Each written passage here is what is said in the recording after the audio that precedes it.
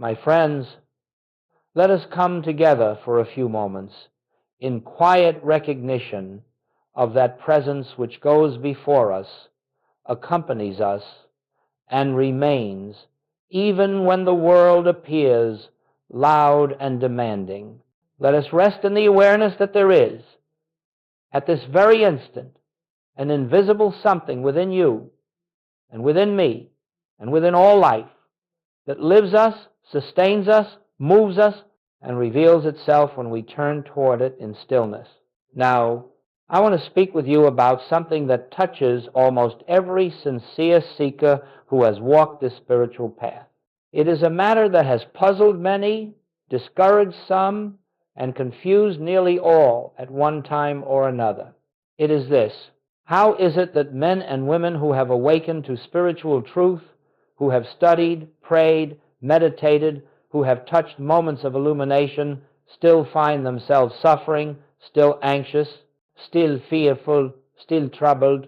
How can it be that one who has glimpsed the infinite still trembles before a bank statement, a diagnosis, an argument, or an uncertain tomorrow? It is not because you lack devotion. It is not because you lack sincerity. It is not because you have failed spiritually. No, it is because a subtle, almost invisible habit has continued to operate within you, a habit carried over from the old way of living, a habit that almost every sincere student brings with them. It is the habit of seeking second. You see, the majority of the world, even the religious world, even the metaphysical world, lives under the assumption that the outer world is cause and consciousness is effect, that circumstances dictate peace, that conditions determine safety, that the world has the first word and we must respond to it. And when this assumption remains, even after spiritual awakening, the individual continues to suffer, not because truth is absent, but because truth is not yet first in their consciousness.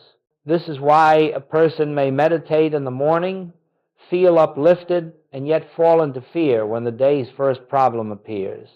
It is why someone may have felt the presence of God one moment, and in the next feel abandoned by that same presence. It is why a person may seek God with their mind while their heart trembles before the world. There is no fault in this. It is the human experience, but it is not the spiritual way. For the Master said, "Seek ye first the kingdom of God." And it is in this one passage that the entire mystery is revealed. First, not second. First, not after the fear is felt. First, not after the problem is analyzed. First, not after the mind has exhausted itself with planning, defending, resisting, or worrying. You see, the suffering of the spiritually awake does not arise because they lack the kingdom. The kingdom is fully present within them. It is here, now, complete. The suffering arises because in the moment of challenge, they turn first to the problem and only later to the presence. They seek second. And so this hour, let us gently, quietly, lovingly examine this habit. Let us learn what it means to reverse it. Let us see why even an enlightened glimpse is not enough if we continue to give power to appearances. Let us understand the reason spiritually mature people still tremble. Let us understand why inner peace comes and goes. Let us understand why moments of illumination give way to moments of fear. And let us discover together how to live in such a way that the kingdom is not a momentary experience, but a permanent foundation, not by force, not by effort, not by spiritual striving, but by recognition, simple recognition that the presence within you is the only power, the only law, the only cause, and it must be acknowledged first. When that shift occurs, when consciousness precedes circumstance, something marvelous and sacred begins to unfold. You find that you no longer live at the mercy of the world. You no longer tremble at threats, nor lean on appearances for reassurance. You begin to live from the inside out. This then, my friends, is where our journey begins, with a simple understanding that the reason spiritually awake people still suffer is not because truth is hidden from them, but because they have not yet learned how to make truth first. When that shift occurs, when consciousness precedes circumstance, something marvelous and sacred begins to unfold. You find that you no longer live at the mercy of the world. You no longer tremble at threats, nor lean on appearances for reassurance.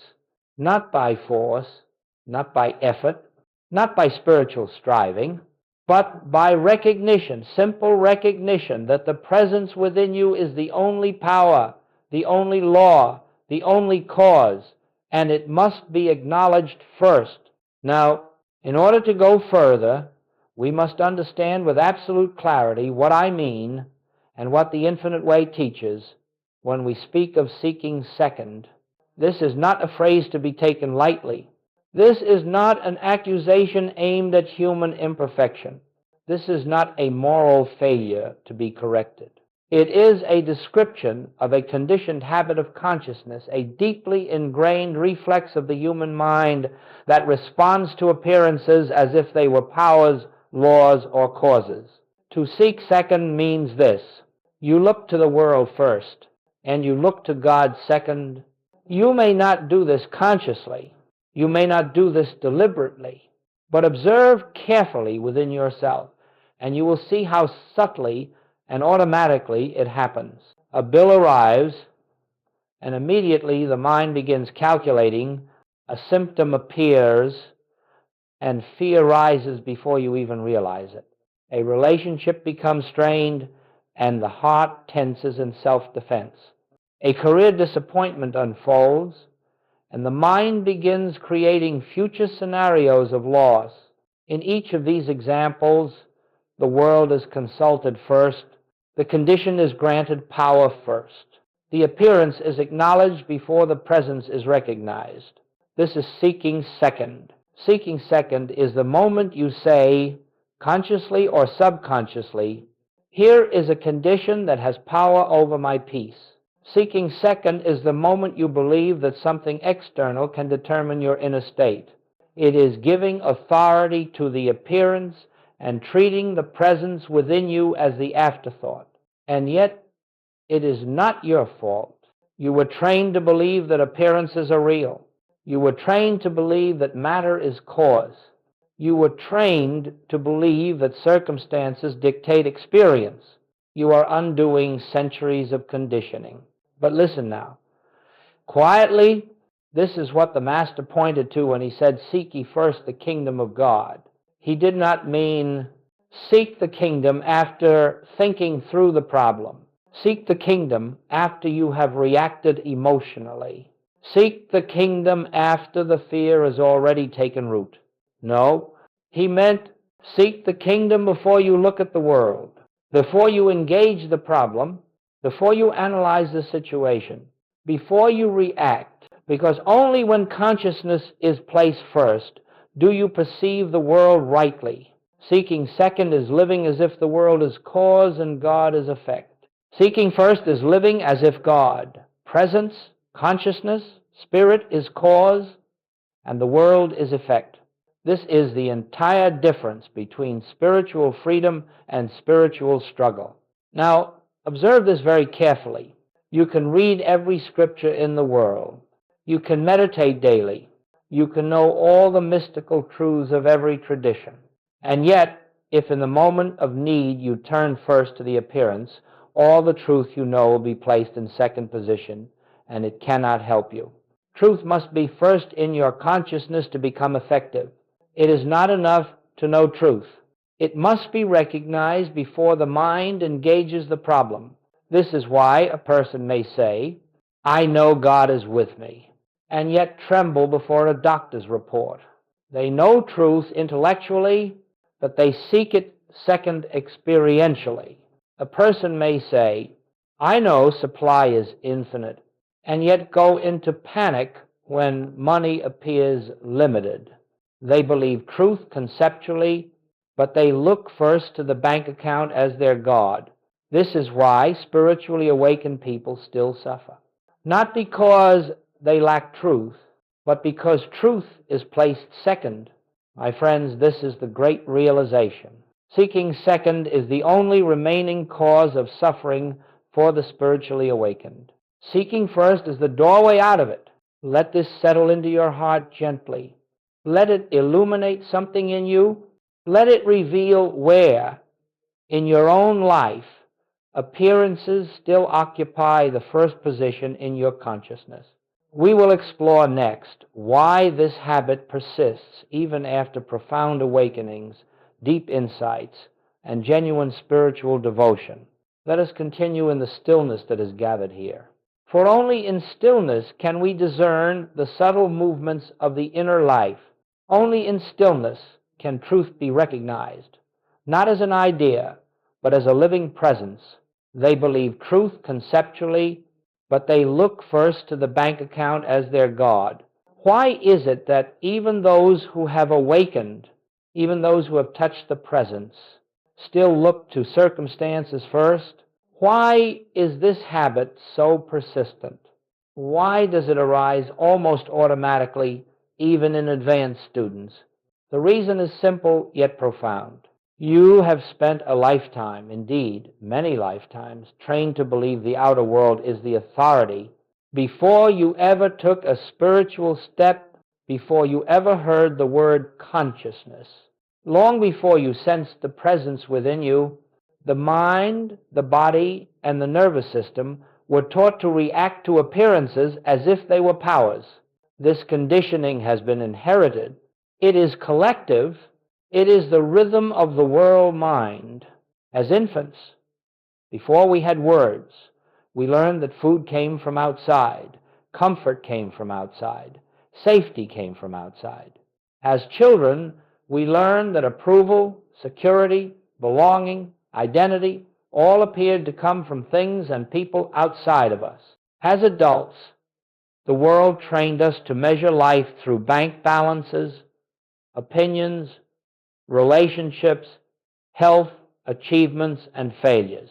This conditioning becomes automatic, mechanical, unconscious, and so even after spiritual awakening, even after a moment of illumination, even after sensing God's presence, the body may still react as though the world holds the power.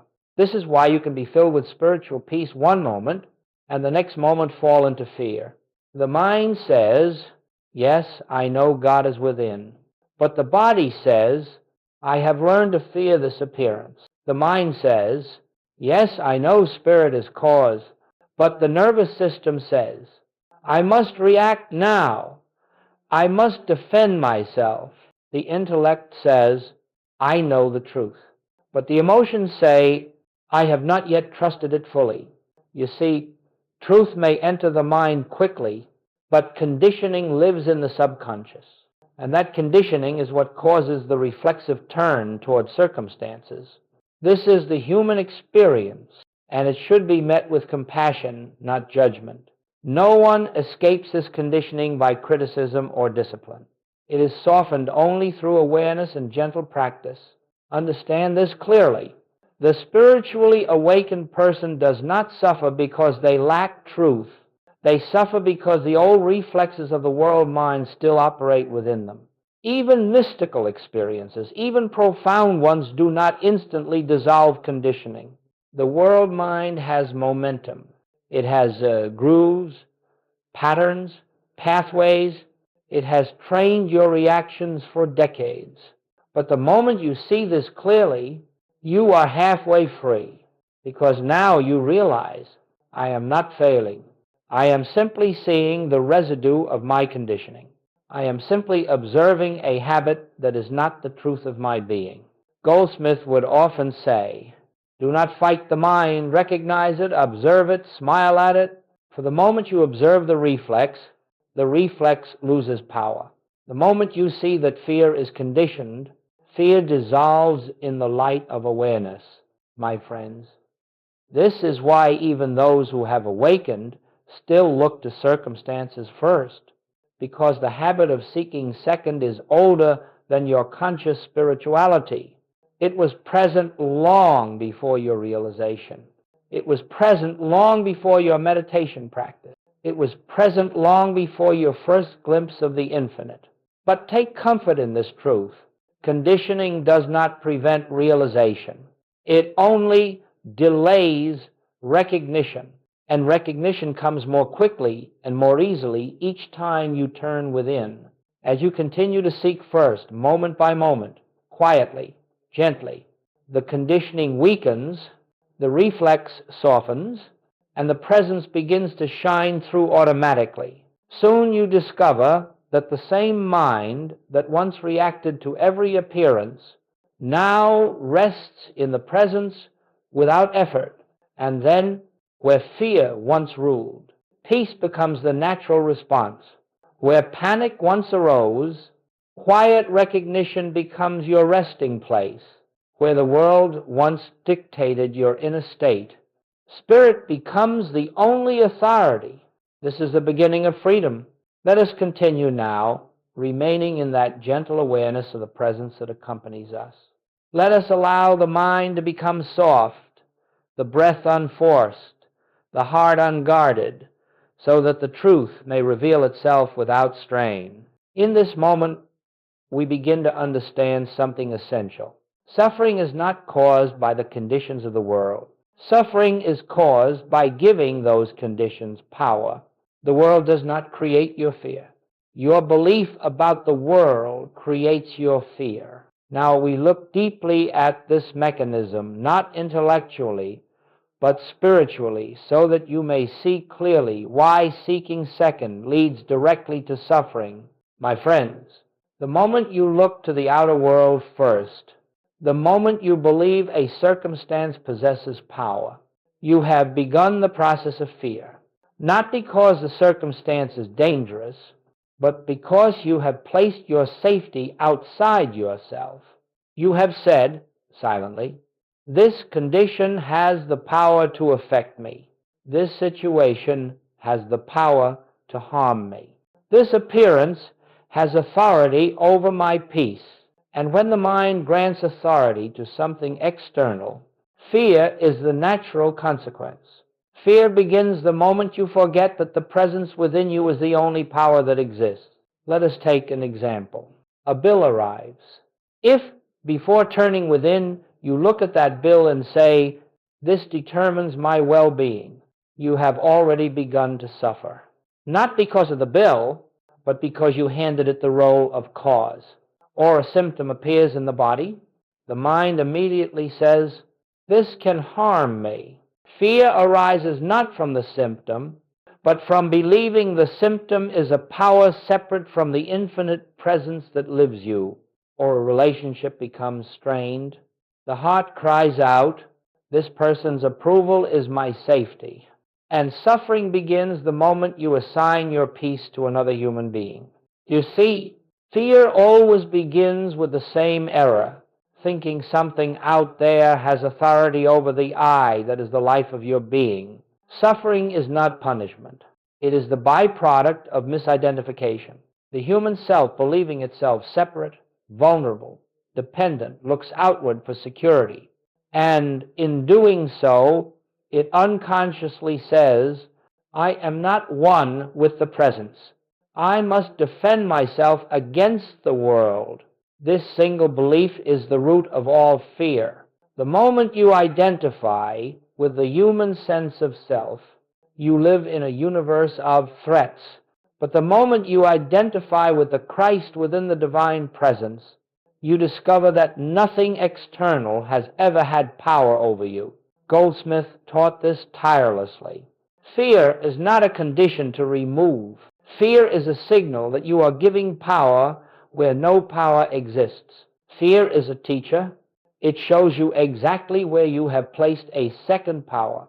And there cannot be a second power in spiritual life. There is only one power, the presence, the I am, the infinite consciousness that is the substance and life of all being. So when fear arises, do not judge it. Do not fight it. Do not condemn yourself for feeling it. Fear says only this: somewhere in this moment, I am seeking second. That is all. And the moment you recognize this, the moment you say, here I am giving power to appearance again, you have already withdrawn the power you mistakenly assigned. Fear dissolves in the light of recognition. Let me say this gently and clearly. The world cannot hurt you. Only your belief that the world has power can hurt you. Conditions cannot imprison you. Only your belief that conditions define your life can imprison you. Nothing external has ever been the cause of your suffering. It is the belief in separation from the presence that creates the illusion of suffering. This is why suffering persists even in spiritually advanced people, because the belief in a second power persists. Once you see the mechanism clearly, that fear arises whenever you place the world before consciousness. You are no longer captive to it. From this point onward, you will hear fear whisper, and instead of trembling, you will turn within and say, only one power governs my life. Only one presence animates my being. Nothing external can add to me or take from me. I seek first the kingdom, and in that recognition, fear loosens its grip, peace returns, and the inner kingdom reveals itself silently, gracefully, naturally. For fear exists only in the belief that something outside the one can threaten the one, and that is impossible. Let us continue now, gently, as if we were sitting together in the quiet of early morning, when thought is slow, when the heart is receptive, when the presence is near enough to touch. We have spoken of seeking second. We have spoken of the reflexive turn toward appearances, and we have seen why suffering follows. Now we come to the great reversal, the turning point of the spiritual life, the moment in which you begin to make the inner reality your first impulse, your first recognition, your first resting place. My friends, if you understand this one principle and live it, your entire experience of life will begin to shift. To seek first the kingdom means, before you look at the problem, you return to the presence. Before you speak, you turn within. Before you react, you pause. Before you plan, you become still. Before you let the appearance define your state, you recognize the infinite as the source and substance of your being. This is not a technique. It is not an affirmation. It is not a mantra.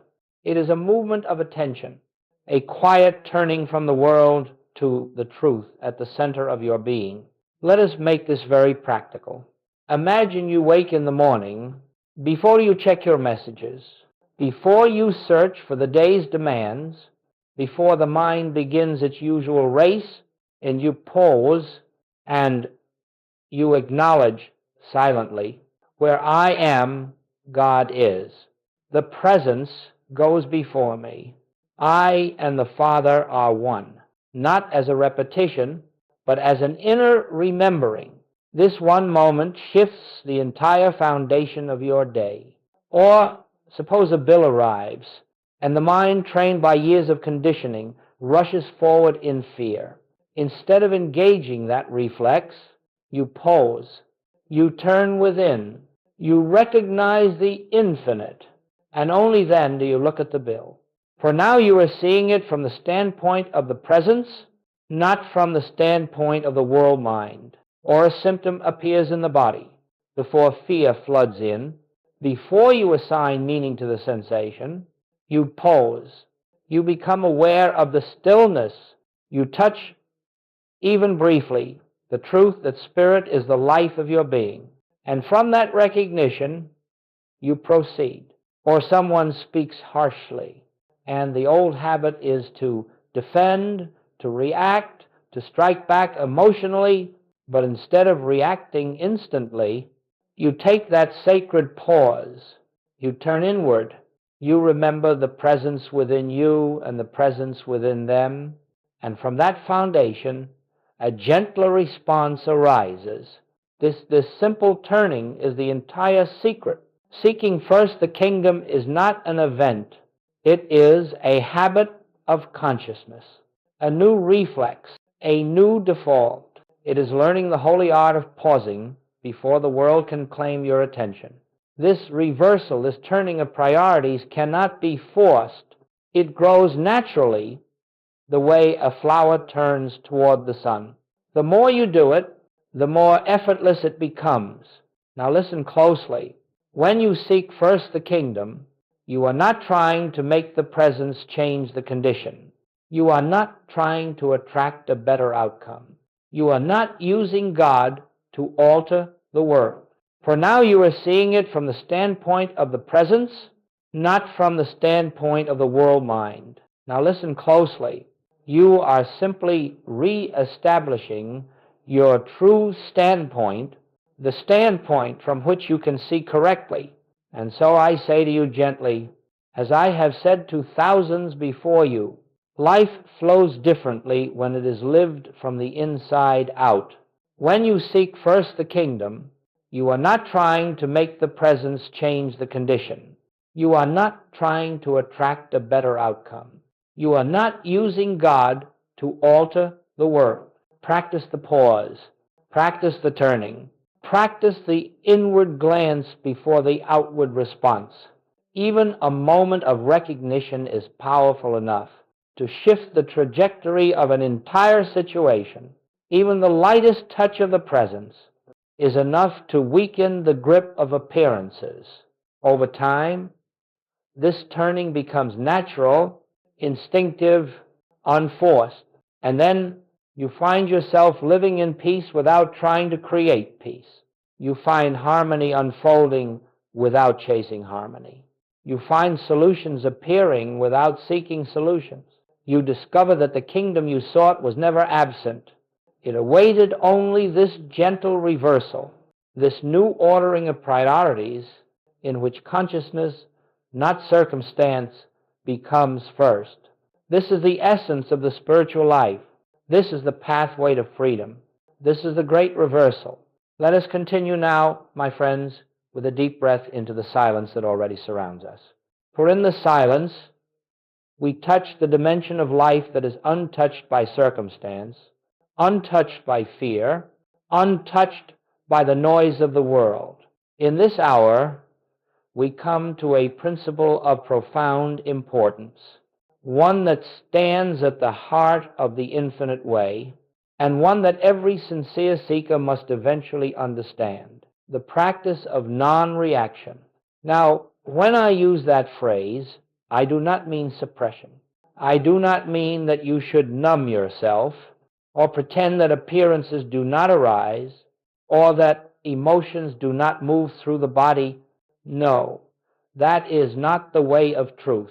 The practice of non-reaction is the spiritual art of not granting power to what appears. It is not the absence of activity.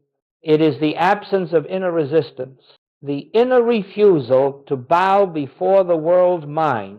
You see, every appearance that arises before you, a bill, a diagnosis, a conflict, a disappointment, comes with a silent suggestion. This has power over you. This demands your fear. This requires your immediate emotional response. And the human mind, conditioned by centuries of survival instinct, reacts almost before the stimulus is even seen. This is the world mind, the collective hypnotism of humanity, using your nervous system as its instrument. But once you begin the practice of non-reaction, you break that hypnotism. You dissolve the world mind at its root. The world mind can only function through your reaction. If you do not react, if you hold still, even for a breath, its power collapses.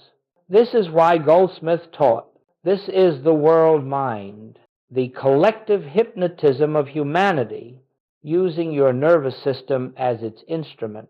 But once you begin the practice of non-reaction, you break that hypnotism. You dissolve the world mind at its root. Now, let us make this practical, because spirituality that cannot be lived in daily life is merely philosophy. Suppose a sudden fear rises in your chest. Before you do anything, before you attempt to fix the feeling, before you try to think your way out of it, you pause. This pause is your sanctuary. This pause is your protection. This pause is your return to the kingdom within. You turn inward, not trying to fix fear, but acknowledging the presence that stands untouched behind the fear. You do not deny the appearance, but you also do not give it your inner allegiance. Or suppose someone speaks to you harshly. The human mind leaps to defend, to justify, to attack. But the spiritual mind says, be still. Recognize the Christ within them. Recognize the Christ within yourself. And so you pause. You soften inwardly.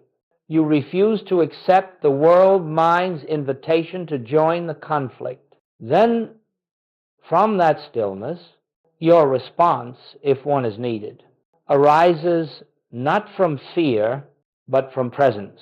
Or imagine you receive difficult news. Again, the old reflex tries to rush into panic. But you pause and you remember, there is no power apart from the presence within me. This appearance is not cause, it is effect. Cause is here where I am. You breathe. You wait. You let the panic dissolve in its own time. You stand in the truth. You breathe. You wait. You let the panic dissolve in its own time. You stand in the truth. Or imagine you receive difficult news. Again, the old reflex tries to rush into panic. But you pause and you remember. Or imagine you receive difficult news. Again, the old reflex tries to rush into panic. But you pause and you remember. You breathe. You wait. You let the panic dissolve in its own time. You stand in the truth. Or imagine you receive difficult news. Again, the old reflex tries to rush into panic. But you pause and you remember. Every reaction is a confession of faith in a second power. Every pause is a return to the one. Every time you react emotionally, you are saying, this appearance has power over me. Every time you pause, you are saying, only the presence has power, and that presence is here. Do not underestimate this simple practice. It dismantles lifetimes of conditioning. It silences the world mind. It weakens fear at its root. It restores you to your true foundation. In time, this pause becomes natural. Soon, you find that before fear can arise, stillness arises first. Before the mind can panic, the heart remembers. Before the world can speak, the presence speaks within you. This is the fruit of non-reaction. This is the dissolving of the world mind. This is the beginning of freedom. Let us continue now, gently, as though the world had stepped aside for a moment and left only you, and the presence that breathes you, sustains you, and lives you. In this section, we cross an inner threshold, a shift so profound it marks the difference between spiritual striving and spiritual realization.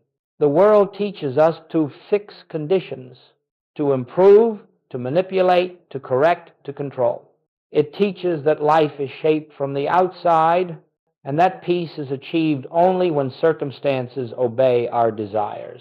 But the spiritual life, the life Jesus taught, the life Joel Goldsmith demonstrated, is a life in which conditions are not fixed, but seen through. It is a life in which we no longer battle appearances, but recognize the truth behind them. My friends, this is the great pivot point, the turning of consciousness from material cause to spiritual cause. As long as you attempt to fix the outer world, you remain bound to it. You become its slave. You must constantly chase new solutions, calm new fears, patch new problems. But when you shift from fixing to recognizing, From manipulating appearances to acknowledging truth, you step into a life governed not by human effort, but by spiritual law. Let us explore this with clarity, recognizing truth instead of fighting appearances. Suppose illness appears in the body. The world mind urges you, fight the condition, attack it, fear it, and so you react, and your reaction strengthens the appearance, but the spiritual seeker pauses and turns inward. You are not ignoring the appearance. You are refusing to grant it power. And in the quiet of recognition, you remember the great truth. Spirit is the substance of your body. Wholeness is the nature of your being. There is no power apart from the presence. You are not treating the illness. You are recognizing the truth that exists where illness seems to be, and because consciousness is cause, that truth begins to dissolve the false appearance. Or take financial difficulty. Spirit is the substance of your body. Wholeness is the nature of your being. There is no power apart from the presence. You are not treating the illness. You are recognizing the truth that exists where illness seems to be. Supply is not money. Supply is the infinite outpouring of divine consciousness. Money is merely one form. Take financial difficulty. Spirit is the substance of your body. Wholeness is the nature of your being. There is no power apart from the presence. Or consider relationships. Conflict arises. The mind rushes in to justify, to defend, to blame. But the spiritual seeker pauses, and in that pause, you remember. You are not treating the illness. You are recognizing the truth that exists where illness seems to be. You are not fixing the relationship. You are recognizing the truth behind the appearance of discord. Or consider relationships. Conflict arises. The mind rushes in to justify, to defend, to blame. But the spiritual seeker pauses, and in that pause, you remember. Or consider relationships. Conflict arises. The mind rushes in to justify, to defend, to blame. But the spiritual seeker pauses, and in that pause, you remember. But appearances have no life of their own. They are shadows cast by thought, expressions of a belief in separation. Every condition you fight gains strength. Every condition you see through dissolves. This is the secret. This is why Joel Goldsmith insisted. We do not treat conditions. We recognize truth. Truth does not change the appearance. Truth reveals that the appearance never had reality. This is a shift from a life of fixing to a life of seeing. Recognition is not thinking, it is awareness. Now, let me say something gently. Recognition is not an intellectual affirmation. It is not repeating words. It is a quiet inner knowing. It is resting in the presence. Until you feel the stillness beneath the problem, it is abiding in the truth until the appearance loses its authority. You are not trying to change the world. You are seeing the world from the standpoint of the infinite. From that standpoint, all problems become shadows, and truth becomes the only reality, the fruit of recognition. When you begin living from recognition instead of reaction, life becomes simpler, quieter, more aligned. You find yourself acting without urgency, responding without fear, making decisions without anxiety, moving through life from the inside out, and conditions begin to change without your effort because they are no longer fueled by belief. This is the beginning of spiritual mastery. Not mastery over the world, but mastery over illusion. You no longer live to fix appearances. You live to abide in truth, and truth becomes the shaping power of your life. This is the shift that Jesus demonstrated. This is the shift Joel Goldsmith lived. This is the shift now awakening in you. Let us continue, my friends, in the same stillness that has accompanied us through this journey. Let the mind grow quiet now. Let the body rest. Let the heart soften. For what we enter here is not merely an idea, but a way of life, a way of being, a way of living from a dimension beyond human effort. The world teaches us to live by effort, to strive, to struggle, to plan, to push, to force outcomes through will and labor. The world says your life is only as secure as your ability to fight for it. And so humanity lives in exhaustion, spiritually tired, mentally burdened, physically strained, trying to make life conform to desire through effort. But in the spiritual life, in the life Jesus demonstrated and Joel Goldsmith embodied, there is another way, a way called grace. Grace is not reward. Grace is not divine favoritism. Grace is not something dispensed from above. Grace is the natural activity of the One Presence. When the human self stops resisting, stops manipulating, stops trying to live life by personal will, and so humanity lives in exhaustion, spiritually tired, mentally burdened, physically strained, trying to make life conform to desire through effort. The world teaches us to live by effort, to strive, to struggle, to plan, to push, to force outcomes through will and labor. The world says your life is only as secure as your ability to fight for it. Grace is the activity of divine consciousness. You are not here to manage the universe. You are not here to manipulate people, to wrestle circumstances into alignment, to force your life into shape. You are here to awaken to the presence that lives you and to let that presence express itself as harmony, peace, and unfoldment. Grace is simply this: God living its own life as you without your interference. Human effort interferes. It says, I must fix this. Grace whispers, be still. It is already done. Human effort says, I must reach my goals. Grace says, your path is unfolding perfectly. Human effort says, I must protect myself. Grace says, there is no power apart from the presence. Human effort says, I must make things happen.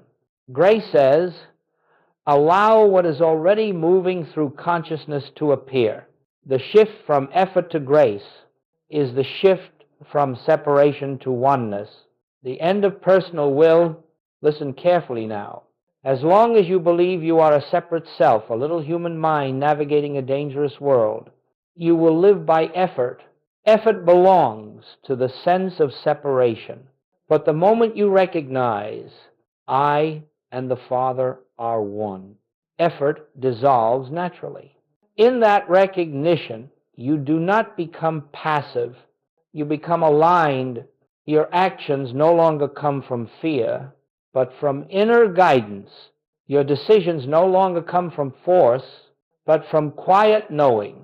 Your steps no longer come from anxiety, but from the rhythm of the infinite moving through you.